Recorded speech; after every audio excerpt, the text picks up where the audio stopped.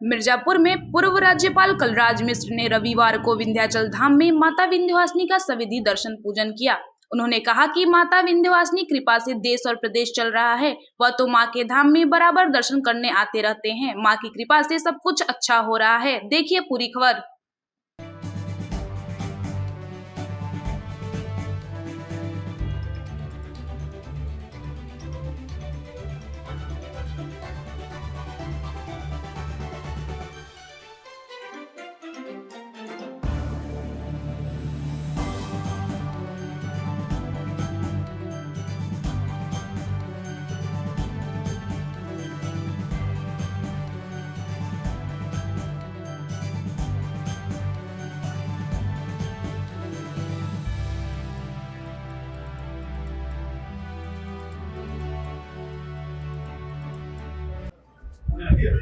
पूछा माँ विंध्यवासिनी के धाम में इतने वर्षों से आ रहे हैं, क्या कहना चाहेंगे जानकारी दें? माँ विंध्यवासिनी का मैं लगातार दर्शन करने आता रहा हूँ। माँ की विशेष कृपा रही है और माँ के कृपा और आशीर्वाद से ही पूरा देश और प्रदेश चल रहा है। माँ का दर्शन और भी सुविधा तौर पर लोग कर सकें, इस दृष्टि से उत्तर प्रदेश शासन और केंद्र शासन, विशेष रूप से मोदी जी और मोदी जी दोनों ने इस ढंग से निर्माण करवाने का प्रयास किया ताकि देखने में भी सुंदर लगे और साथ ही साथ माँ के दर्शन करने में किसी भी प्रकार की बाधा पैदा न हो, सुविधा पूर्वक लोग जा सके, ये व्यवस्था की।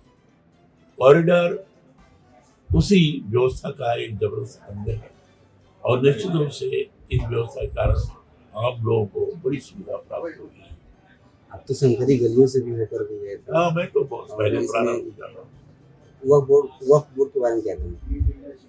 वक्फ बोर्ड, सही बात तो ये है कि वक्फ बोर्ड के अंतर्गत जितने संपत्ति है, जो व्यवस्था है, उसको सिस्टमेटाइज करने की दृष्टि से इस बार का संशोधन आया था।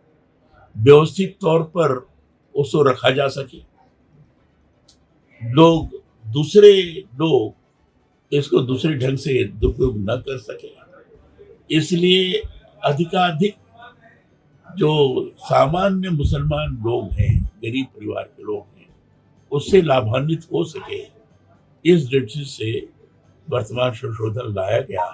और जितना भी इसमें पूर्व में भ्रष्टाचार या जिस ढंग से अनियमित तौर पर वो चल रहा था, वो लोगों के मन के अंदर एक अविश्वास का सृजन कर रहा था, वो व्यवस्थित हो जाए, उस दृष्टि से संशोधन लाया गया। लेकिन ऐसा क्यों विरोध हो रहा है, आज तक मैं समझ नहीं पाया।